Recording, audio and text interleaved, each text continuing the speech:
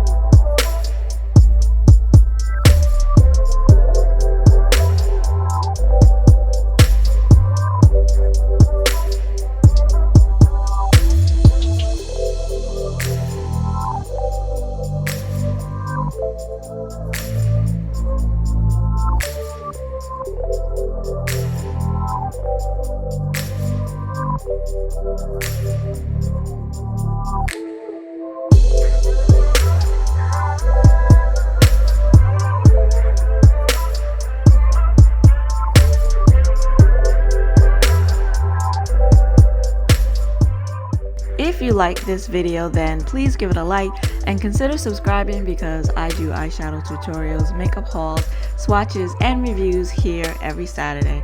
I want to thank you for joining me today. I hope to see you again next week. Until then, bye-bye.